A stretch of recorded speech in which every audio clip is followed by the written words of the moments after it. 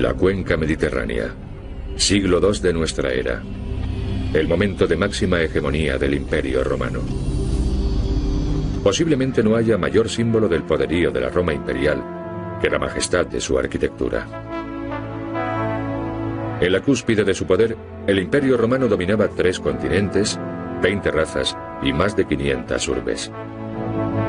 Y allí donde conquistaba, construía. La arquitectura romana se extiende de Italia a España, de Francia a Asia Menor, de África al Mar Negro. Todas las ciudades se erigían conforme al mismo y grandioso estilo: columnas, atrios, mercados, templos, basílicas. El Imperio Romano unificó toda la ribera mediterránea, englobando unas tierras donde habían florecido multitud de culturas, unificándolas en una sola civilización, regida por las mismas leyes, con un mismo modus vivendi, unas mismas costumbres. Una sola ciudadanía multiétnica cuyos miembros no padecían la discriminación racial y que tuvo emperadores italianos procedentes de otras provincias europeas, africanos y árabes.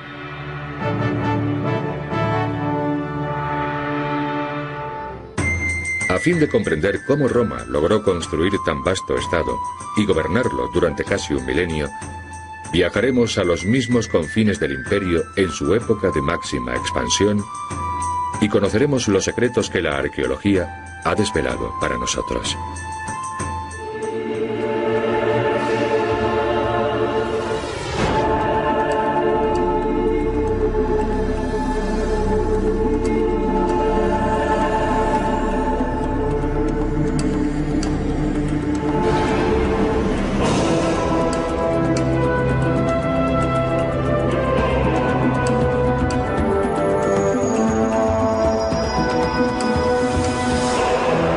Secretos de la arqueología. Roma, capital de un imperio.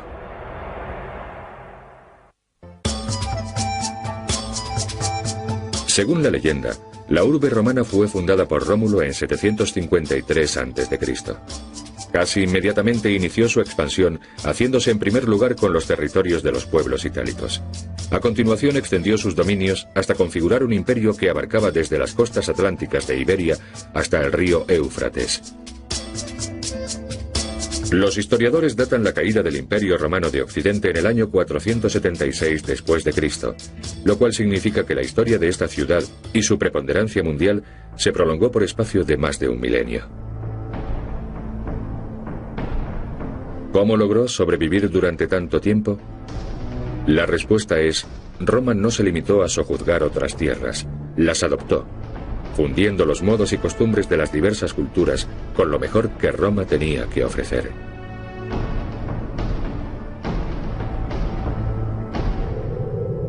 En Besson-la-Romaine, Francia, en tiempos una provincia romana llamada Galia, los arqueólogos descubrieron esta vía jalonada de imponentes construcciones. En sus entradas, los investigadores hallaron unas desconcertantes ranuras. ¿Qué objeto tenían? Cuando los arqueólogos se topan con un enigma de esta naturaleza, a menudo logran dar con pistas importantes en antiguos escritos sobre arquitectura transmitidos por copistas medievales. En el caso de Besson-la-Romaine, el misterio quedó resuelto. Las ranuras de los umbrales servían para sujetar las mesas sobre las que los comerciantes exponían sus mercaderías. Disponiendo las mesas paralelamente a la calzada, los tenderos gozaban de la máxima visibilidad para sus productos y por ende se vendían mejor. Este hincapié en la mercadotecnia y los negocios es uno de los motivos por los que el imperio permaneció vivo durante tantísimo tiempo. Dondequiera que llegasen los romanos, acababan deponiéndose las armas y la guerra daba paso a la Pax Romana. En este contexto de renovada estabilidad, prosperaba el comercio. Tras invadir y repoblar unas nuevas tierras, Roma reclutaba a los mejores guerreros de ese país y los incorporaba a sus legiones. Los militares más destacados provenían de las familias más pudientes. Solían ser los más cultos y cualificados y tenían la natural aspiración de medrar en el entramado político del nuevo régimen. Si triunfaban en el campo de batalla, así como en la vertiente política de la guerra, tenían la oportunidad de llegar a senadores, uno de los cargos más prominentes y rentables de la administración imperial. La carrera militar era el medio más rápido para promocionarse socialmente. Pero claro está, los nuevos soldados debían comenzar por lo más bajo del escalafón. Se los destinaba a los límites más orientales del imperio, donde el emperador Trajano combatía a los formidables partos, herederos del imperio persa. En las Galias embarcaban en una flotilla militar y zarpando del puerto de Massilia, la actual Marsella, navegaban hasta Sicilia, viéndose obligados a luchar contra los piratas en el transcurso de la travesía. Desde Sicilia continuaban viaje hacia Oriente siguiendo la ruta más corta y segura posible. Eso suponía seguir la costa y no aventurarse en alta mar, de no ser ineludiblemente preciso. La flota cruzaba el mar Egeo dejando tras de sí la península del Peloponeso y atracaba en el puerto de Laodicea, en Siria. Los navíos de guerra de aquellos tiempos eran muy distintos de los buques mercantes. Esta nave se denomina trireme. Conocemos bien su aspecto gracias a los restos hallados por los arqueólogos marinos. Los nautas romanos descubrieron que, a fin de realizar rápidas maniobras en plena batalla y arremeter contra el enemigo, los barcos de combate debían ir impulsados por grupos de remeros dispuestos en varias cubiertas. Los navíos comerciales, en cambio, navegaban a vela y no empleaban remos. Los barcos de combate se clasificaban conforme al número y disposición de los remeros. El trireme estaba dotado de 3 hileras superpuestas de remeros y cada remo era manejado por 2 hombres. Se trataba de una embarcación ligera, de unos 35 metros de eslora, idónea por su velocidad y maniobrabilidad para combatir la piratería. La misión de los infantes de marina, amén de tripular el barco junto con los remeros, era abordar los navíos enemigos. Cada trireme llevaba a bordo una dotación compuesta por unos 300 remeros y un centenar de infantes de marina. A fin de limpiar de piratas las aguas del Mediterráneo y el Egeo, a menudo la flota debía perseguir a sus enemigos durante centenares de kilómetros antes de darles caza. Una vez que los alcanzaban, la táctica no consistía en abordar el buque y enzarzarse en una lucha cuerpo a cuerpo, sino en echarlo a pique, ya arremetiendo contra él, ya arrojándole proyectiles incendiarios por medio de catapultas. Una nave de costado corría mayor peligro de ser embestida y hundida que su atacante. No obstante, esa posición confería ventajas a la hora de servirse de la catapulta. Eso se debe a que el oleaje provocaba 2 efectos distintos en la trayectoria de los misiles.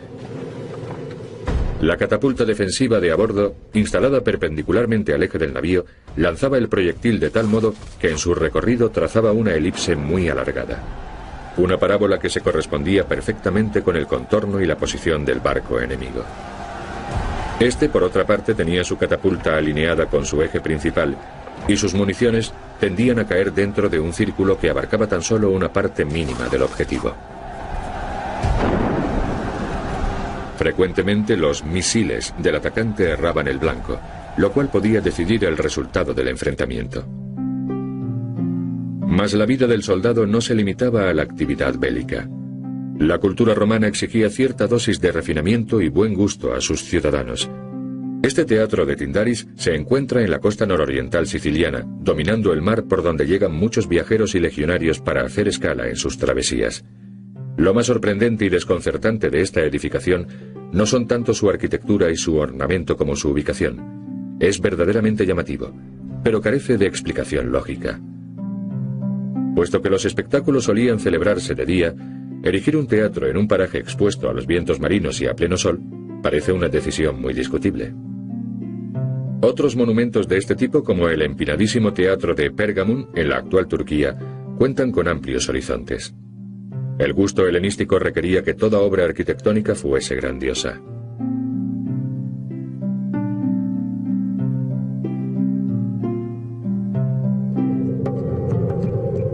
Lo cierto es que el teatro de Tyndaris, al igual que buena parte de la ciudad, no fue levantado por los romanos, sino por los griegos varios siglos antes, durante la era helenística. Los romanos sencillamente anexionaron estas tierras a su imperio. Una de las razones para explicar la vastedad y el poderío del imperio romano es su asimilación de la cultura helénica, que fue imitada al principio, posteriormente desarrollada como por ejemplo el ars musivaria, la confección de mosaicos, y finalmente difundida por todo el Mediterráneo. Tierra adentro, en la misma Sicilia, se alzaba una floreciente Civitas, la ciudad de Morgantina. Sus suntuosas domus, decoradas con soberbios mosaicos, atestiguan fehacientemente su opulencia. Una de las muestras más claras de su prosperidad era la amabilidad con que acogía a sus visitantes. La prueba la tenemos en este mosaico, en el que se lee en griego la frase «que sigas bien», que puede interpretarse como una expresión de bienvenida.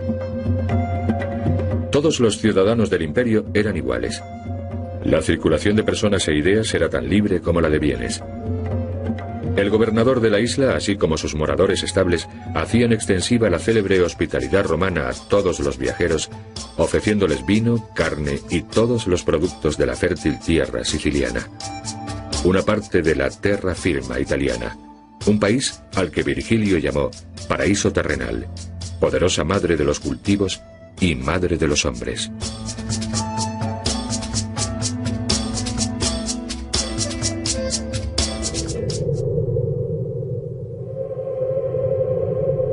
En ocasiones, la misión de las legiones no era hacer la guerra, sino la paz.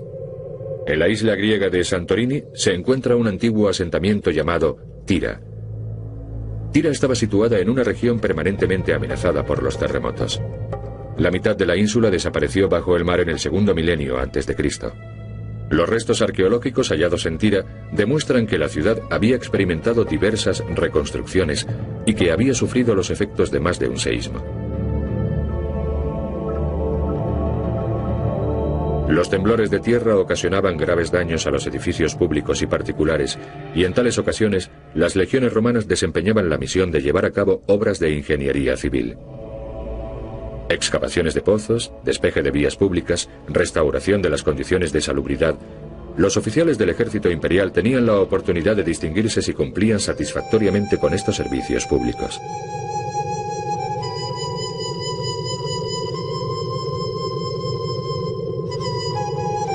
Más hacia oriente, en los confines del imperio, queda Jordania. En el siglo XX los arqueólogos desenterraron la hermosa ciudad de Gerasa. Se quedaron perplejos al descubrir numerosas tapas de desagüe como esta, con la imagen grabada de un delfín. Este animal está patentemente asociado con el mar. Sin embargo, Gerasa se alzaba en la mitad del desierto, muy lejos del Mediterráneo. ¿Qué misterioso significado subyacía en estos delfines? A lo largo de varios decenios de campañas arqueológicas fue saliendo a la luz una rica ciudad que ofreció pistas a los estudiosos acerca de la enigmática relación de Gerasa con el agua. Uno de los monumentos más relevantes de las Kívitas es el Ninfeo, una fuente admirablemente adornada. Las atarjeas labradas en el empedrado servían de desagüe. La ciudad, por lo tanto, se encontraba surcada por infinidad de arroyuelos. El estudio de la gran columnata que atraviesa la población arrojó una conclusión sensacional. En la cúspide de las columnas, ocultas tras los arquitrabes, discurrían unas conducciones de agua. Gerasa contaba con un complejo sistema de suministro de aguas.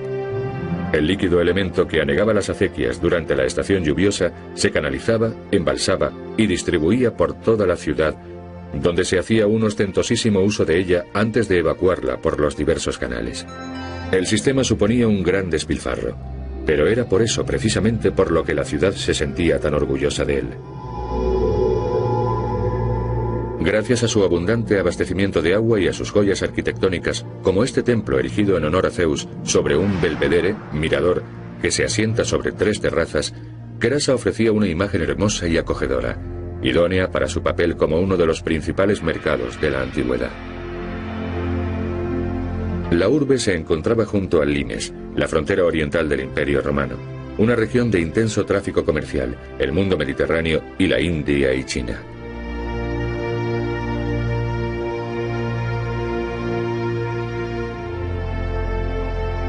Gerasa debía competir comercialmente con otras Kivitates de la misma zona, tales como Palmira y Petra, de modo que se veía obligada a ofrecer una amplia gama de servicios de calidad y diversiones, como demuestran sus 2 teatros, sus termas de aguas minero-medicinales y el circo. Su hospitalidad se ve realzada por este magnífico recinto oval que reportó una gran celebridad a la Civitas. La plaza ovalada de Gerasa simboliza el Imperio Romano. Una imponente avenida porticada atraviesa la ciudad y desemboca en la pintoresca plaza.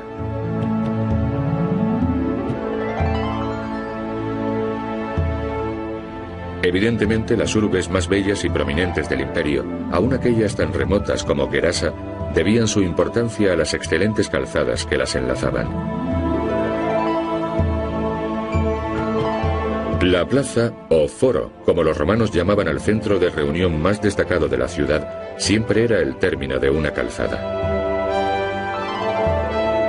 Este foro oval da testimonio de la razón fundamental para la larga pervivencia del Imperio Romano: su red de comunicaciones. La eficacia de su infraestructura viaria sigue siendo admirable aún en nuestros días. Oficinas de correos, guardia armada, un mantenimiento constante del firme y más de 120.000 kilómetros de calzadas.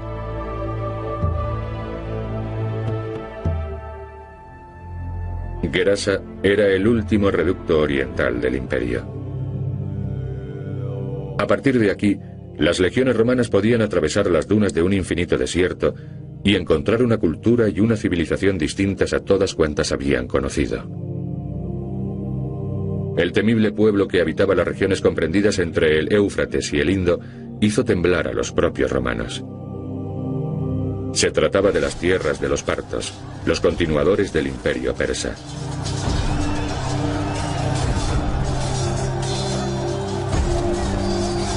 Los romanos no tuvieron más remedio que echar mano de sus formidables tácticas militares para derrotar a tan belicoso enemigo. 5 o 6 tribunos comandaban varias divisiones. Estos tribunos estaban a las órdenes de un legatus, un legado del emperador, el general supremo de las legiones. Por debajo de los tribunos estaban los centuriones, una fuerza de élite al mando de las centurias, compañías compuestas por un centenar de legionarios. Combatiendo a los partos, los romanos se servían de sus prestigiosas tácticas bélicas.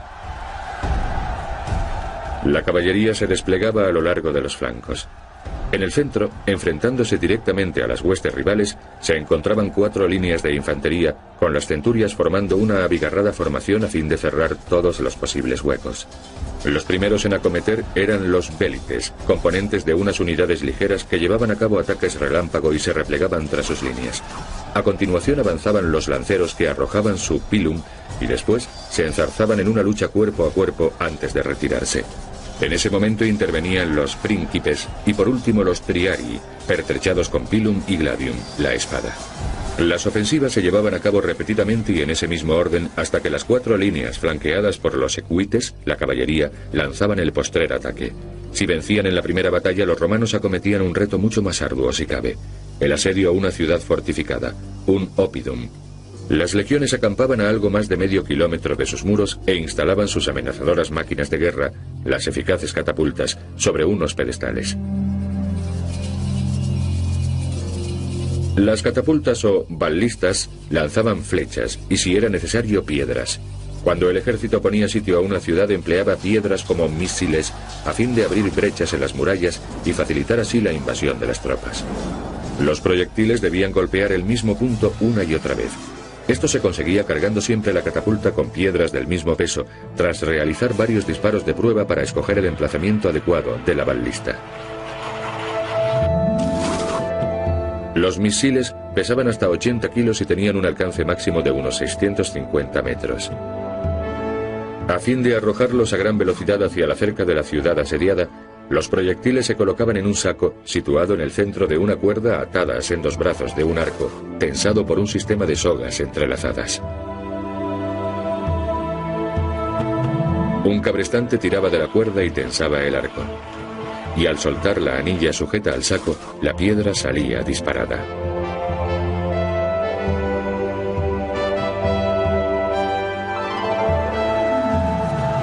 Además del bombardeo con catapultas, los romanos se servían de otras máquinas de asedio. La turris, la torre, era una de sus armas de asalto más pujantes. Su parte frontal estaba cerrada, aunque podía abrirse a varias alturas cuando fuese necesario. En los pisos intermedios iban montadas catapultas cargadas con flechas y piedras. En las alturas superiores se agazapaban los soldados listos para iniciar el ataque en el momento en que las torres se aproximasen suficientemente a las murallas enemigas. En la planta más baja se encontraba el ariete. En cuanto se lograba abrir una grieta en el muro, el tribuno ordenaba a sus centuriones atacar y entrar triunfantes en la ciudad.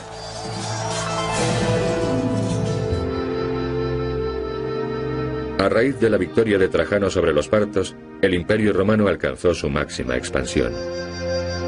Los oficiales más destacados podían optar por seguir el cursus honorum, la carrera de los honores, el rigurosamente reglamentado escalafón romano. Con los debidos honores obtenidos en el campo de batalla, podían llegar a obtener un puesto en el senatus y pertenecer así a la asamblea más importante del imperio. Los senadores romanos también eran combativos, si bien de un modo distinto. Se servían de las armas de la diplomacia, la aplicación imparcial de la ley y la sabia administración económica y política, a fin de garantizar la estabilidad de los territorios ganados por el ejército. El imperio era un inmenso dominio que comprendía todo el mundo conocido en aquel tiempo. Su legado es uno de los más poderosos de la historia universal.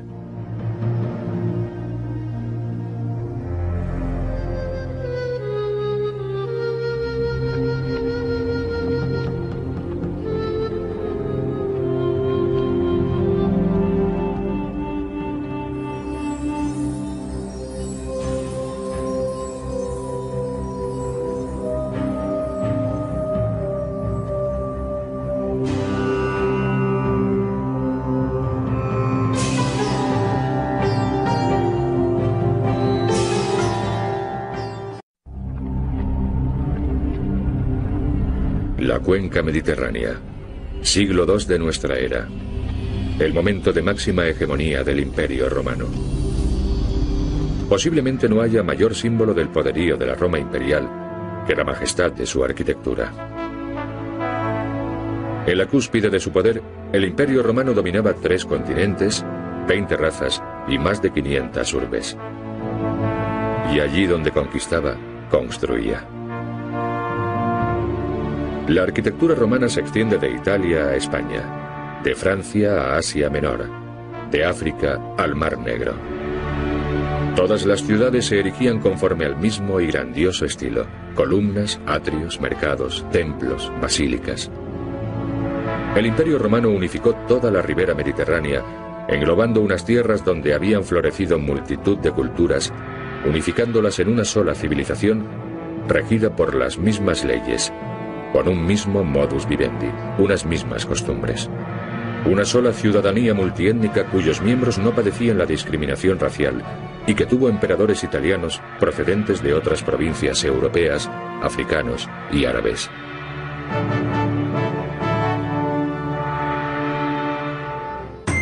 A fin de comprender cómo Roma logró construir tan vasto estado y gobernarlo durante casi un milenio, viajaremos a los mismos confines del imperio en su época de máxima expansión y conoceremos los secretos que la arqueología ha desvelado para nosotros.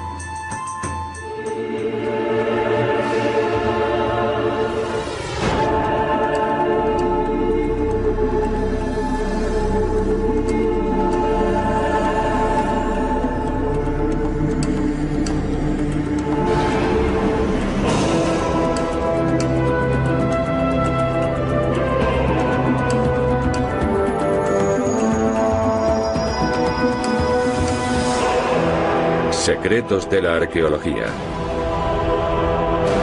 Roma, capital de un imperio.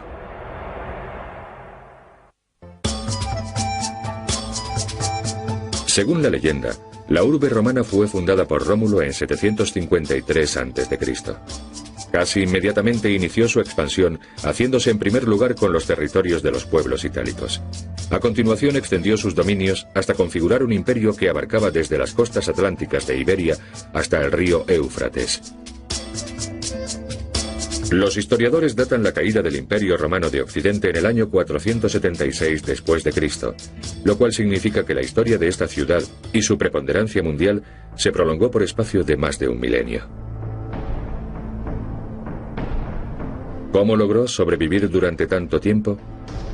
La respuesta es, Roma no se limitó a sojuzgar otras tierras, las adoptó, fundiendo los modos y costumbres de las diversas culturas con lo mejor que Roma tenía que ofrecer.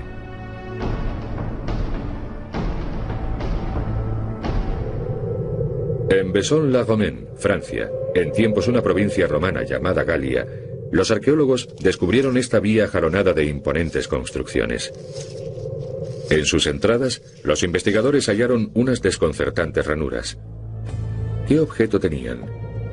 Cuando los arqueólogos se topan con un enigma de esta naturaleza, a menudo logran dar con pistas importantes en antiguos escritos sobre arquitectura transmitidos por copistas medievales. En el caso de Vaison-la-Romaine, el misterio quedó resuelto. Las ranuras de los umbrales servían para sujetar las mesas sobre las que los comerciantes exponían sus mercaderías. Disponiendo las mesas paralelamente a la calzada, los tenderos gozaban de la máxima visibilidad para sus productos y por ende se vendían mejor. Este hincapié en la mercadotecnia y los negocios es uno de los motivos por los que el imperio permaneció vivo durante tantísimo tiempo. Dondequiera que llegasen los romanos, acababan deponiéndose las armas y la guerra daba paso a la Pax Romana.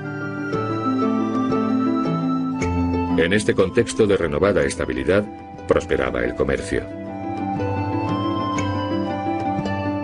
Tras invadir y repoblar unas nuevas tierras, Roma reclutaba a los mejores guerreros de ese país y los incorporaba a sus legiones. Los militares más destacados provenían de las familias más pudientes. Solían ser los más cultos y cualificados y tenían la natural aspiración de medrar en el entramado político del nuevo régimen. Si triunfaban en el campo de batalla, así como en la vertiente política de la guerra, tenían la oportunidad de llegar a senadores, uno de los cargos más prominentes y rentables de la administración imperial. La carrera militar era el medio más rápido para promocionarse socialmente. Pero claro está, los nuevos soldados debían comenzar por lo más bajo del escalafón. Se los destinaba a los límites más orientales del imperio, donde el emperador Trajano combatía a los formidables partos, herederos del imperio persa. En las Galias embarcaban en una flotilla militar y zarpando del puerto de Massilia, la actual Marsella, navegaban hasta Sicilia, viéndose obligados a luchar contra los piratas en el transcurso de la travesía. Desde Sicilia continuaban viaje hacia Oriente siguiendo la ruta más corta y segura posible. Eso suponía seguir la costa y no aventurarse en alta mar, de no ser ineludiblemente preciso. La flota cruzaba el mar Egeo dejando tras de sí la península del Peloponeso y atracaba en el puerto de Laodicea, en Siria. Los navíos de guerra de aquellos tiempos eran muy distintos de los buques mercantes. Esta nave se denomina trireme. Conocemos bien su aspecto gracias a los restos hallados por los arqueólogos marinos. Los nautas romanos descubrieron que, a fin de realizar rápidas maniobras en plena batalla y arremeter contra el enemigo, los barcos de combate debían ir impulsados por grupos de remeros dispuestos en varias cubiertas. Los navíos comerciales, en cambio, navegaban a vela y no empleaban remos. Los barcos de combate se clasificaban conforme al número y disposición de los remeros. El trireme estaba dotado de 3 hileras superpuestas de remeros y cada remo era manejado por 2 hombres. Se trataba de una embarcación ligera, de unos 35 metros de eslora, idónea por su velocidad y maniobrabilidad para combatir la piratería. La misión de los infantes de marina, amén de tripular el barco junto con los remeros, era abordar los navíos enemigos. Cada trireme llevaba a bordo una dotación compuesta por unos 300 remeros y un centenar de infantes de marina. A fin de limpiar de piratas las aguas del Mediterráneo y el Egeo, a menudo la flota debía perseguir a sus enemigos durante centenares de kilómetros antes de darles caza. Una vez que los alcanzaban, la táctica no consistía en abordar el buque y enzarzarse en una lucha cuerpo a cuerpo, sino en echarlo a pique, ya arremetiendo contra él, ya arrojándole proyectiles incendiarios por medio de catapultas. Una nave de costado corría mayor peligro de ser embestida y hundida que su atacante. No obstante, esa posición confería ventajas a la hora de servirse de la catapulta.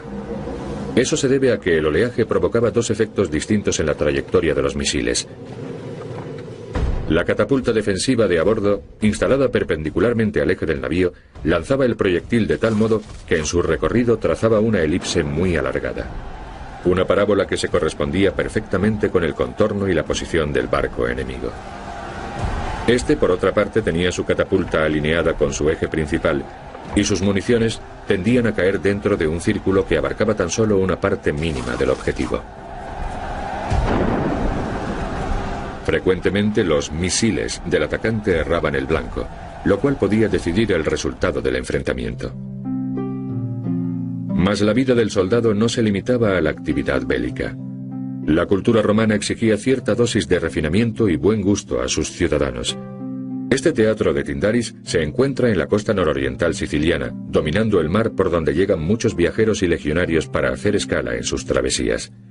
Lo más sorprendente y desconcertante de esta edificación no son tanto su arquitectura y su ornamento como su ubicación. Es verdaderamente llamativo, pero carece de explicación lógica. Puesto que los espectáculos solían celebrarse de día, erigir un teatro en un paraje expuesto a los vientos marinos y a pleno sol parece una decisión muy discutible. Otros monumentos de este tipo, como el empinadísimo teatro de Pérgamon en la actual Turquía, cuentan con amplios horizontes. El gusto helenístico requería que toda obra arquitectónica fuese grandiosa.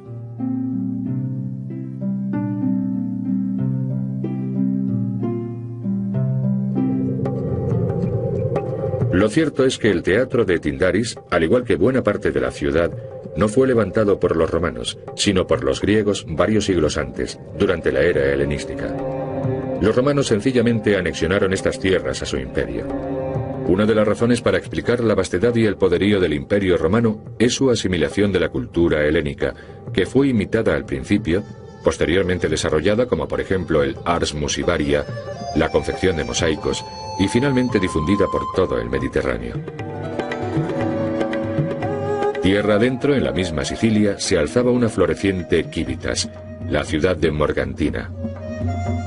Sus suntuosas domus, decoradas con soberbios mosaicos, atestiguan fehacientemente su opulencia. Una de las muestras más claras de su prosperidad era la amabilidad con que acogía a sus visitantes. La prueba la tenemos en este mosaico, en el que se lee en griego la frase «que sigas bien», que puede interpretarse como una expresión de bienvenida. Todos los ciudadanos del imperio eran iguales. La circulación de personas e ideas era tan libre como la de bienes. El gobernador de la isla, así como sus moradores estables, hacían extensiva la célebre hospitalidad romana a todos los viajeros, ofreciéndoles vino, carne y todos los productos de la fértil tierra siciliana. Una parte de la terra firma italiana, un país al que Virgilio llamó paraíso terrenal, poderosa madre de los cultivos y madre de los hombres.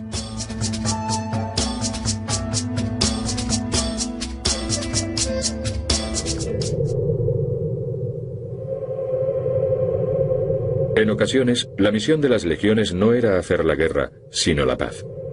En la isla griega de Santorini se encuentra un antiguo asentamiento llamado Tira.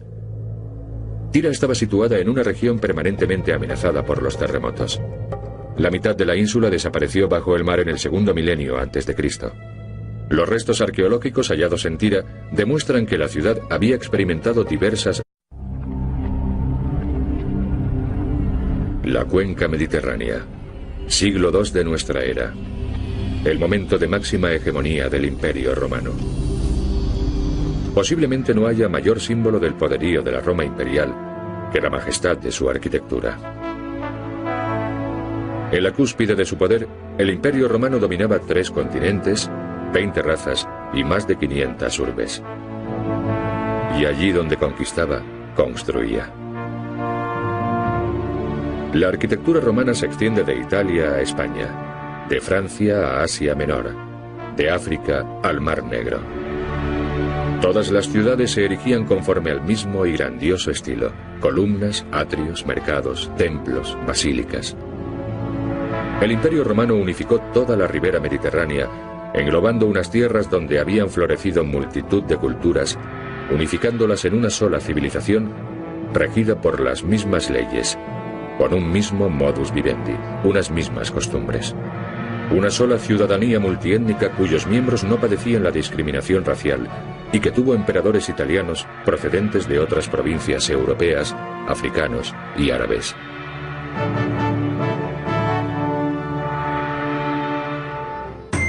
A A fin de comprender cómo Roma logró construir tan vasto estado y gobernarlo durante casi un milenio, viajaremos a los mismos confines del imperio en su época de máxima expansión y conoceremos los secretos que la arqueología ha desvelado para nosotros.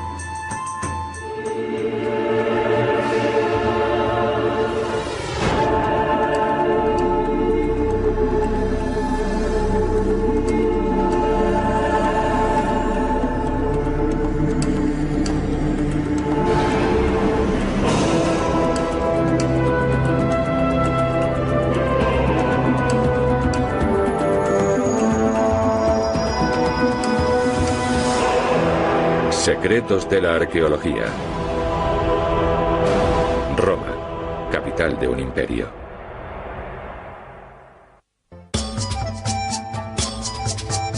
Según la leyenda, la urbe romana fue fundada por Rómulo en 753 a.C. Casi inmediatamente inició su expansión, haciéndose en primer lugar con los territorios de los pueblos itálicos.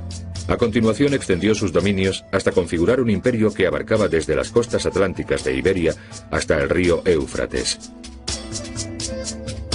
Los historiadores datan la caída del Imperio Romano de Occidente en el año 476 después de Cristo, lo cual significa que la historia de esta ciudad y su preponderancia mundial se prolongó por espacio de más de un milenio. ¿Cómo logró sobrevivir durante tanto tiempo? La respuesta es: Roma no se limitó a sojuzgar otras tierras, las adoptó, fundiendo los modos y costumbres de las diversas culturas con lo mejor que Roma tenía que ofrecer.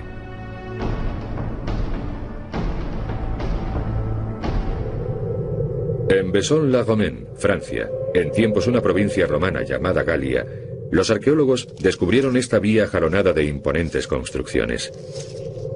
En sus entradas, los investigadores hallaron unas desconcertantes ranuras. ¿Qué objeto tenían?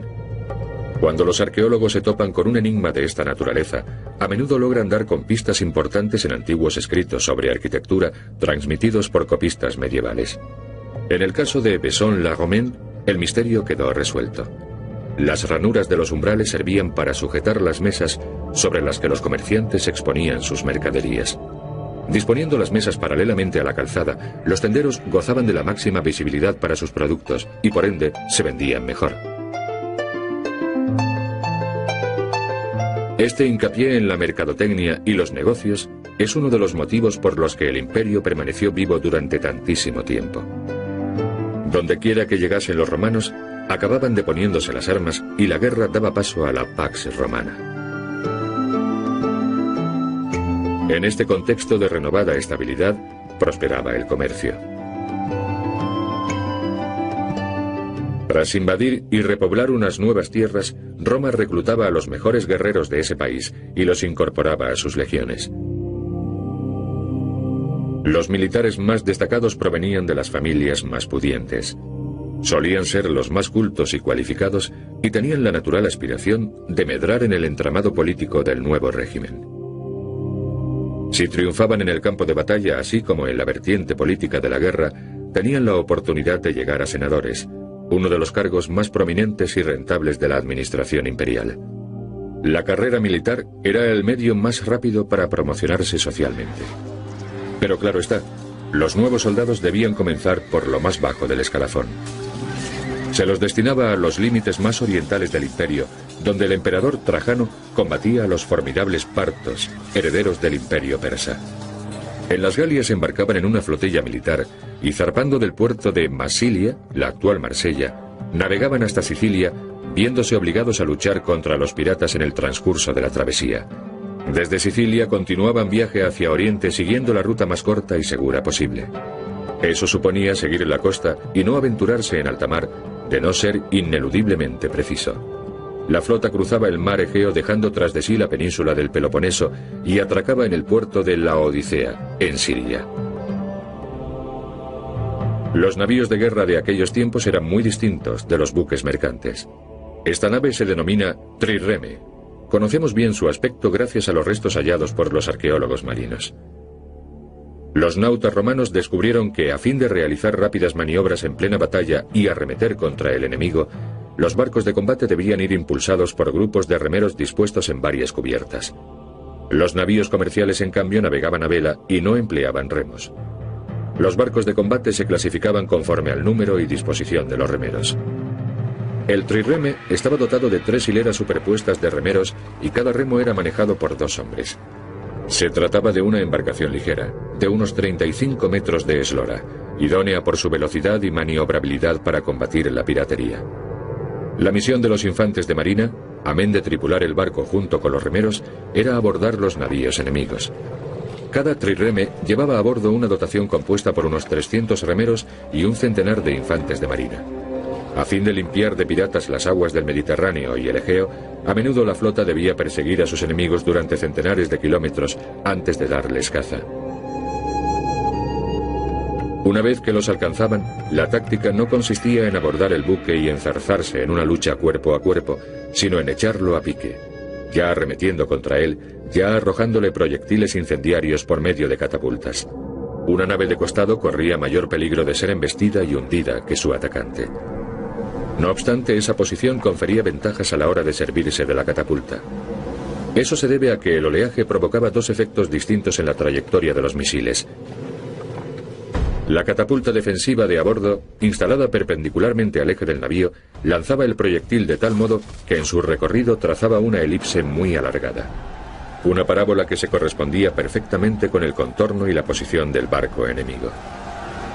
Este, por otra parte, tenía su catapulta alineada con su eje principal, y sus municiones tendían a caer dentro de un círculo que abarcaba tan solo una parte mínima del objetivo. Frecuentemente los misiles del atacante erraban el blanco, lo cual podía decidir el resultado del enfrentamiento. Mas la vida del soldado no se limitaba a la actividad bélica. La cultura romana exigía cierta dosis de refinamiento y buen gusto a sus ciudadanos. Este teatro de Tyndaris se encuentra en la costa nororiental siciliana, dominando el mar por donde llegan muchos viajeros y legionarios para hacer escala en sus travesías.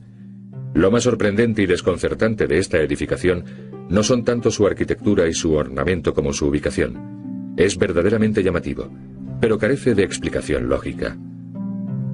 Puesto que los espectáculos solían celebrarse de día, erigir un teatro en un paraje expuesto a los vientos marinos y a pleno sol parece una decisión muy discutible. Otros monumentos de este tipo, como el empinadísimo teatro de Pérgamon en la actual Turquía, cuentan con amplios horizontes. El gusto helenístico requería que toda obra arquitectónica fuese grandiosa.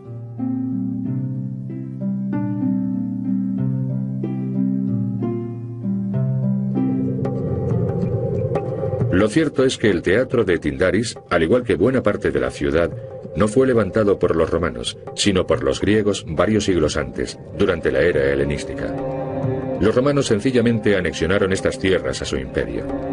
Una de las razones para explicar la vastedad y el poderío del Imperio romano es su asimilación de la cultura helénica, que fue imitada al principio, posteriormente desarrollada como por ejemplo el ars musivaria, la confección de mosaicos, y finalmente difundida por todo el Mediterráneo. Tierra adentro, en la misma Sicilia, se alzaba una floreciente Civitas, la ciudad de Morgantina. Sus suntuosas domus, decoradas con soberbios mosaicos, atestiguan fehacientemente su opulencia. Una de las muestras más claras de su prosperidad era la amabilidad con que acogía a sus visitantes. La prueba la tenemos en este mosaico, en el que se lee en griego la frase «que sigas bien», que puede interpretarse como una expresión de bienvenida. Todos los ciudadanos del imperio eran iguales. La circulación de personas e ideas era tan libre como la de bienes. El gobernador de la isla, así como sus moradores estables, hacían extensiva la célebre hospitalidad romana a todos los viajeros, ofreciéndoles vino, carne y todos los productos de la fértil tierra siciliana. Una parte de la terra firma italiana, un país al que Virgilio llamó paraíso terrenal, poderosa madre de los cultivos y madre de los hombres.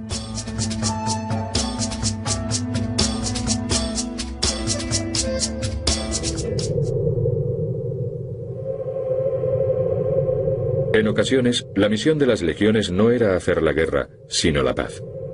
En la isla griega de Santorini se encuentra un antiguo asentamiento llamado Tira. Tira estaba situada en una región permanentemente amenazada por los terremotos. La mitad de la ínsula desapareció bajo el mar en el segundo milenio antes de Cristo. Los restos arqueológicos hallados en Tira demuestran que la ciudad había experimentado diversas reconstrucciones y que había sufrido los efectos de más de un seísmo. Los temblores de tierra ocasionaban graves daños a los edificios públicos y particulares, y en tales ocasiones las legiones romanas desempeñaban la misión de llevar a cabo obras de ingeniería civil. Excavaciones de pozos, despeje de vías públicas, restauración de las condiciones de salubridad. Los oficiales del ejército imperial tenían la oportunidad de distinguirse si cumplían satisfactoriamente con estos servicios públicos.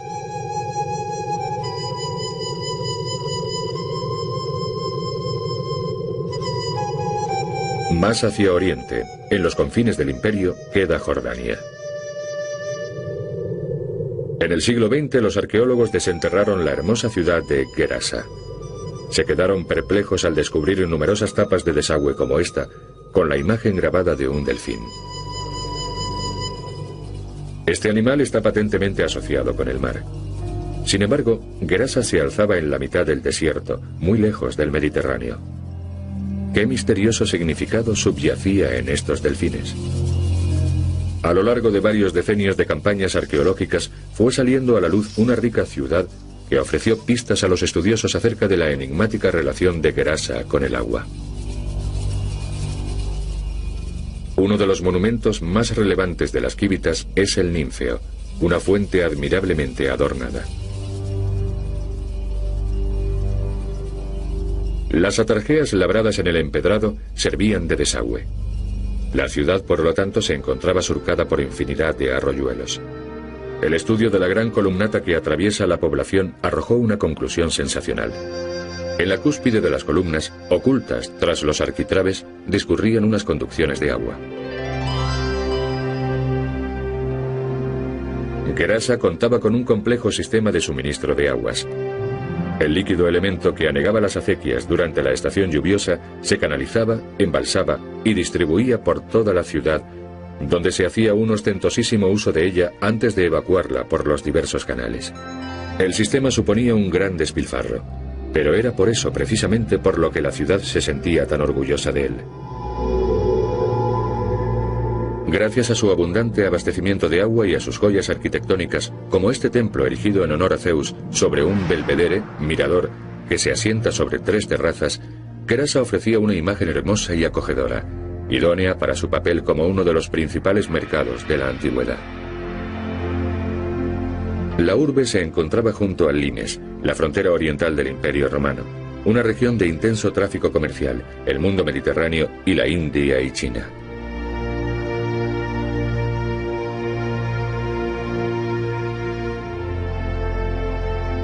Gerasa debía competir comercialmente con otras Kivitates de la misma zona, tales como Palmira y Petra, de modo que se veía obligada a ofrecer una amplia gama de servicios de calidad y diversiones, como demuestran sus 2 teatros, sus termas de aguas minero-medicinales y el circo. Su hospitalidad se ve realzada por este magnífico recinto oval que reportó una gran celebridad a la Kivitas. La plaza ovalada de Gerasa simboliza el Imperio Romano. Una imponente avenida porticada atraviesa la ciudad y desemboca en la pintoresca plaza.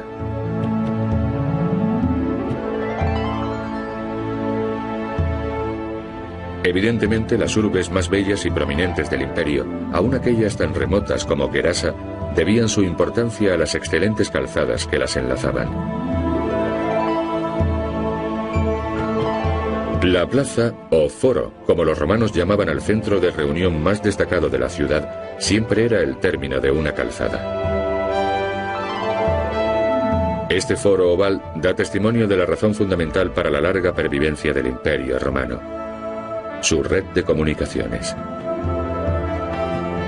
La eficacia de su infraestructura viaria sigue siendo admirable aún en nuestros días. Oficinas de correos, guardia armada, un mantenimiento constante del firme y más de 120.000 kilómetros de calzadas.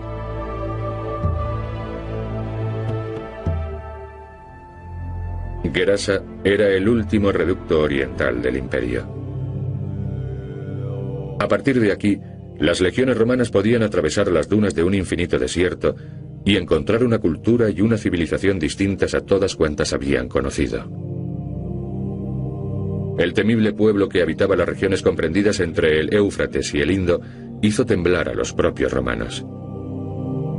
Se trataba de las tierras de los partos, los continuadores del imperio persa.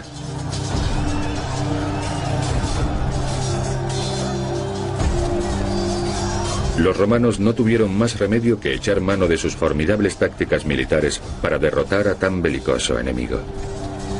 5 o 6 tribunos comandaban varias divisiones.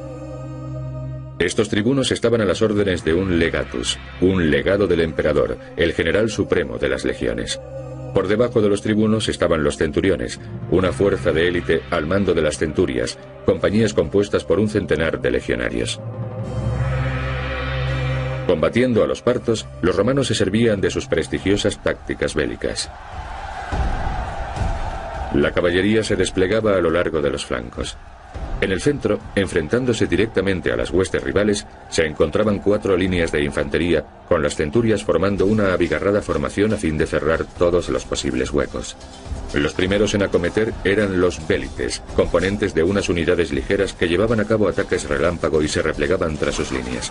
A continuación avanzaban los lanceros que arrojaban su pilum y después se enzarzaban en una lucha cuerpo a cuerpo antes de retirarse. En ese momento intervenían los príncipes y por último los triarii, pertrechados con pilum y gladium, la espada. Las ofensivas se llevaban a cabo repetidamente y en ese mismo orden hasta que las 4 líneas flanqueadas por los equites, la caballería, lanzaban el postrer ataque. Si vencían en la primera batalla, los romanos acometían un reto mucho más arduo si cabe: el asedio a una ciudad fortificada, un oppidum. Las legiones acampaban a algo más de medio kilómetro de sus muros e instalaban sus amenazadoras máquinas de guerra, las eficaces catapultas, sobre unos pedestales. Las catapultas o ballistas lanzaban flechas y, si era necesario, piedras. Cuando el ejército ponía sitio a una ciudad, empleaba piedras como misiles a fin de abrir brechas en las murallas y facilitar así la invasión de las tropas. Los proyectiles debían golpear el mismo punto una y otra vez. Esto se conseguía cargando siempre la catapulta con piedras del mismo peso, tras realizar varios disparos de prueba para escoger el emplazamiento adecuado de la balista. Los misiles pesaban hasta 80 kilos y tenían un alcance máximo de unos 650 metros. A fin de arrojarlos a gran velocidad hacia la cerca de la ciudad asediada, los proyectiles se colocaban en un saco situado en el centro de una cuerda atadas en 2 brazos de un arco, tensado por un sistema de sogas entrelazadas. Un cabrestante tiraba de la cuerda y tensaba el arco. Y al soltar la anilla sujeta al saco, la piedra salía disparada.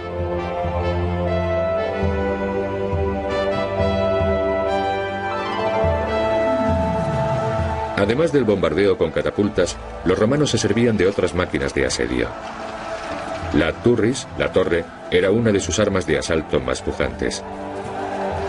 Su parte frontal estaba cerrada, aunque podía abrirse a varias alturas cuando fuese necesario.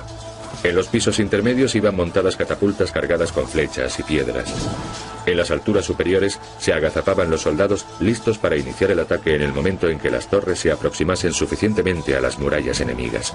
En la planta más baja se encontraba el ariete. En cuanto se lograba abrir una grieta en el muro, el tribuno ordenaba a sus centuriones atacar y entrar triunfantes en la ciudad.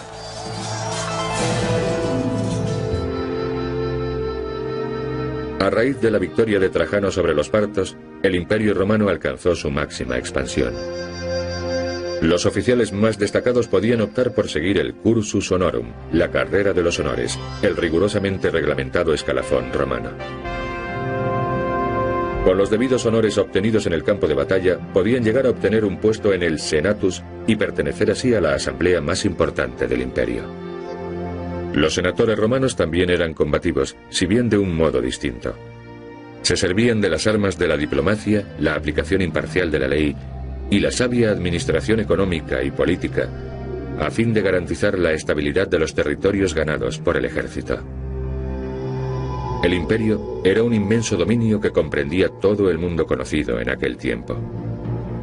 Su legado es uno de los más poderosos de la historia universal.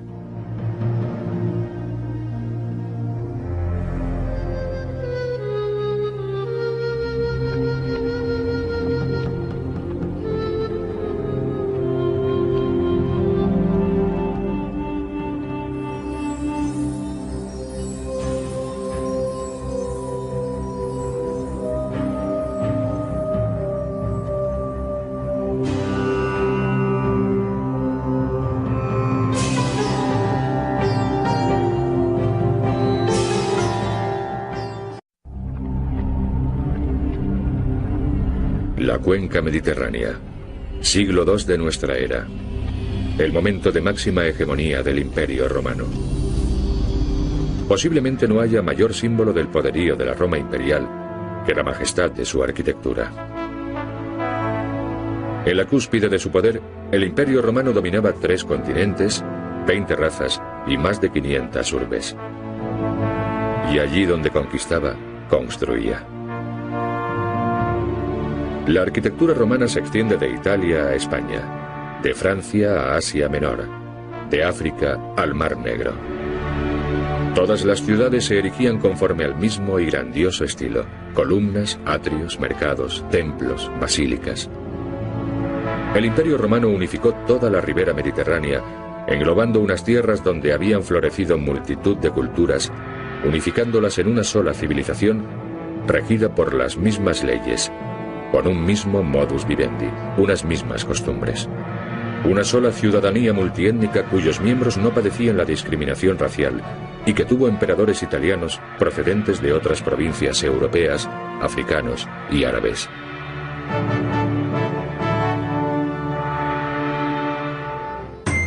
A fin de comprender cómo Roma logró construir tan vasto estado y gobernarlo durante casi un milenio, viajaremos a los mismos confines del imperio en su época de máxima expansión y conoceremos los secretos que la arqueología ha desvelado para nosotros.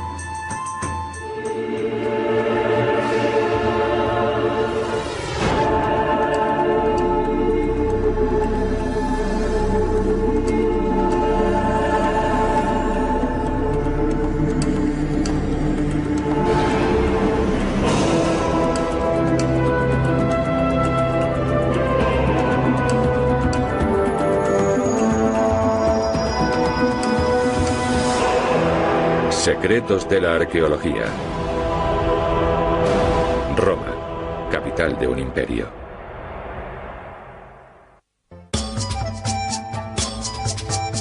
Según la leyenda, la urbe romana fue fundada por Rómulo en 753 a.C. Casi inmediatamente inició su expansión, haciéndose en primer lugar con los territorios de los pueblos itálicos. A continuación extendió sus dominios hasta configurar un imperio que abarcaba desde las costas atlánticas de Iberia hasta el río Éufrates. Los historiadores datan la caída del Imperio Romano de Occidente en el año 476 después de Cristo, lo cual significa que la historia de esta ciudad y su preponderancia mundial se prolongó por espacio de más de un milenio. ¿Cómo logró sobrevivir durante tanto tiempo?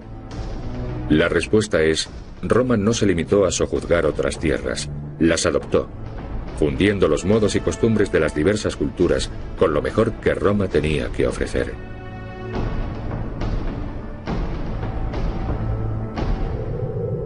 En Vaison-la-Romaine, Francia, en tiempos una provincia romana llamada Galia, los arqueólogos descubrieron esta vía jalonada de imponentes construcciones. En sus entradas, los investigadores hallaron unas desconcertantes ranuras. ¿Qué objeto tenían? Cuando los arqueólogos se topan con un enigma de esta naturaleza, a menudo logran dar con pistas importantes en antiguos escritos sobre arquitectura transmitidos por copistas medievales. En el caso de Vaison-la-Romaine, el misterio quedó resuelto. Las ranuras de los umbrales servían para sujetar las mesas sobre las que los comerciantes exponían sus mercaderías. Disponiendo las mesas paralelamente a la calzada, los tenderos gozaban de la máxima visibilidad para sus productos y por ende se vendían mejor. Este hincapié en la mercadotecnia y los negocios es uno de los motivos por los que el imperio permaneció vivo durante tantísimo tiempo. Dondequiera que llegasen los romanos, acababan deponiéndose las armas y la guerra daba paso a la Pax Romana. En este contexto de renovada estabilidad, prosperaba el comercio.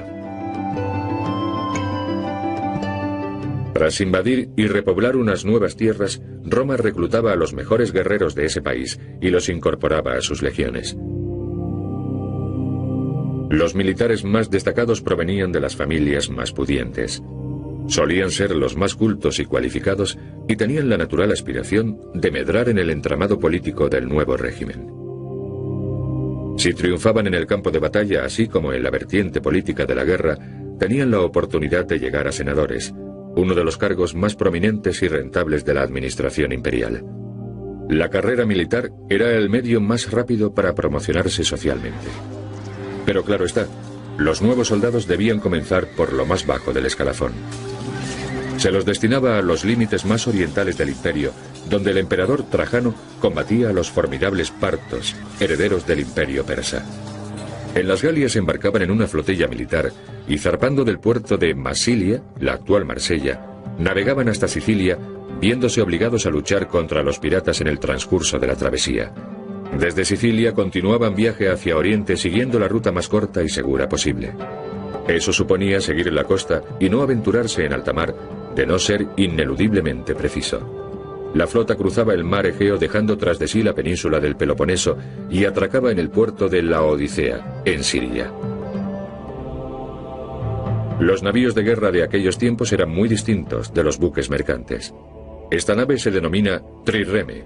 Conocemos bien su aspecto gracias a los restos hallados por los arqueólogos marinos. Los nautas romanos descubrieron que, a fin de realizar rápidas maniobras en plena batalla y arremeter contra el enemigo, los barcos de combate debían ir impulsados por grupos de remeros dispuestos en varias cubiertas. Los navíos comerciales, en cambio, navegaban a vela y no empleaban remos. Los barcos de combate se clasificaban conforme al número y disposición de los remeros. El trireme estaba dotado de 3 hileras superpuestas de remeros y cada remo era manejado por 2 hombres. Se trata de construcciones. En sus entradas, los investigadores hallaron unas desconcertantes ranuras. ¿Qué objeto tenían? Cuando los arqueólogos se topan con un enigma de esta naturaleza, a menudo logran dar con pistas importantes en antiguos escritos sobre arquitectura transmitidos por copistas medievales. En el caso de Besson-la-Romaine, el misterio quedó resuelto. Las ranuras de los umbrales servían para sujetar las mesas sobre las que los comerciantes exponían sus mercaderías. Disponiendo las mesas paralelamente a la calzada, los tenderos gozaban de la máxima visibilidad para sus productos y por ende se vendían mejor. Este hincapié en la mercadotecnia y los negocios es uno de los motivos por los que el imperio permaneció vivo durante tantísimo tiempo. Dondequiera que llegasen los romanos, acababan deponiéndose las armas y la guerra daba paso a la Pax Romana. En este contexto de renovada estabilidad, prosperaba el comercio. Tras invadir y repoblar unas nuevas tierras, Roma reclutaba a los mejores guerreros de ese país y los incorporaba a sus legiones. Los militares más destacados provenían de las familias más pudientes. Solían ser los más cultos y cualificados y tenían la natural aspiración de medrar en el entramado político del nuevo régimen. Si triunfaban en el campo de batalla, así como en la vertiente política de la guerra, tenían la oportunidad de llegar a senadores, uno de los cargos más prominentes y rentables de la administración imperial. La carrera militar era el medio más rápido para promover.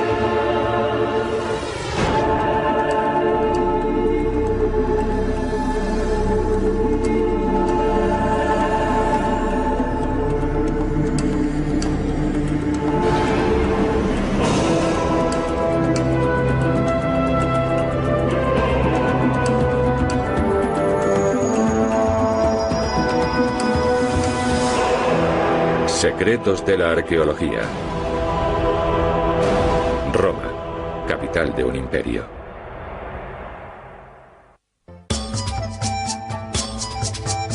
Según la leyenda, la urbe romana fue fundada por Rómulo en 753 a.C. Casi inmediatamente inició su expansión, haciéndose en primer lugar con los territorios de los pueblos itálicos. A continuación extendió sus dominios hasta configurar un imperio que abarcaba desde las costas atlánticas de Iberia hasta el río Éufrates. Los historiadores datan la caída del Imperio Romano de Occidente en el año 476 después de Cristo, lo cual significa que la historia de esta ciudad y su preponderancia mundial se prolongó por espacio de más de un milenio. ¿Cómo logró sobrevivir durante tanto tiempo? La respuesta es, Roma no se limitó a sojuzgar otras tierras, las adoptó, fundiendo los modos y costumbres de las diversas culturas con lo mejor que Roma tenía que ofrecer.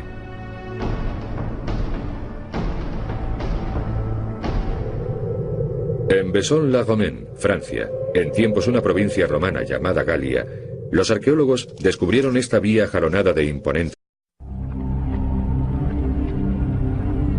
La cuenca mediterránea, siglo II de nuestra era, el momento de máxima hegemonía del Imperio Romano. Posiblemente no haya mayor símbolo del poderío de la Roma imperial que la majestad de su arquitectura. En la cúspide de su poder, el Imperio Romano dominaba 3 continentes, 20 razas y más de 500 urbes. Y allí donde conquistaba, construía. La arquitectura romana se extiende de Italia a España, de Francia a Asia Menor, de África al Mar Negro. Todas las ciudades se erigían conforme al mismo y grandioso estilo: columnas, atrios, mercados, templos, basílicas. El Imperio Romano unificó toda la ribera mediterránea, englobando unas tierras donde habían florecido multitud de culturas, unificándolas en una sola civilización, regida por las mismas leyes, con un mismo modus vivendi, unas mismas costumbres. Una sola ciudadanía multiétnica cuyos miembros no padecían la discriminación racial y que tuvo emperadores italianos procedentes de otras provincias europeas, africanos y árabes.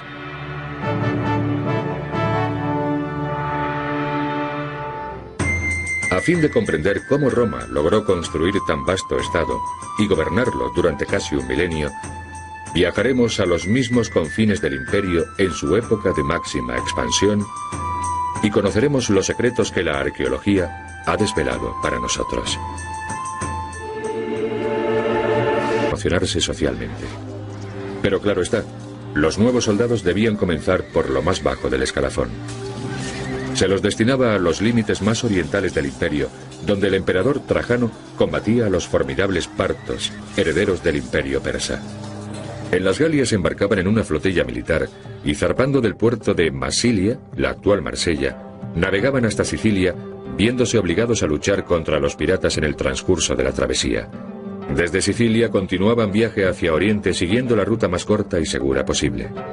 Eso suponía seguir la costa y no aventurarse en alta mar, de no ser ineludiblemente preciso. La flota cruzaba el mar Egeo dejando tras de sí la península del Peloponeso y atracaba en el puerto de Laodicea, en Siria. Los navíos de guerra de aquellos tiempos eran muy distintos de los buques mercantes. Esta nave se denomina trireme. Conocemos bien su aspecto gracias a los restos hallados por los arqueólogos marinos. Los nautas romanos descubrieron que, a fin de realizar rápidas maniobras en plena batalla y arremeter contra el enemigo, los barcos de combate debían ir impulsados por grupos de remeros dispuestos en varias cubiertas. Los navíos comerciales, en cambio, navegaban a vela y no empleaban remos. Los barcos de combate se clasificaban conforme al número y disposición de los remeros. El trireme estaba dotado de 3 hileras superpuestas de remeros y cada remo era manejado por 2 hombres. Se trataba de una embarcación ligera, de unos 35 metros de eslora, idónea por su velocidad y maniobrabilidad para combatir la piratería. La misión de los infantes de marina, amén de tripular el barco junto con los remeros, era abordar los navíos enemigos. Cada trireme llevaba a bordo una dotación compuesta por unos 300 remeros y un centenar de infantes de marina. A fin de limpiar de piratas las aguas del Mediterráneo y el Egeo, a menudo la flota debía perseguir a sus enemigos durante centenares de kilómetros antes de darles caza.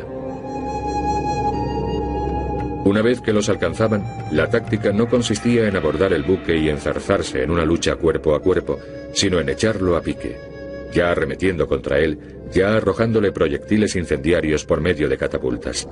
Una nave de costado corría mayor peligro de ser embestida y hundida que su atacante.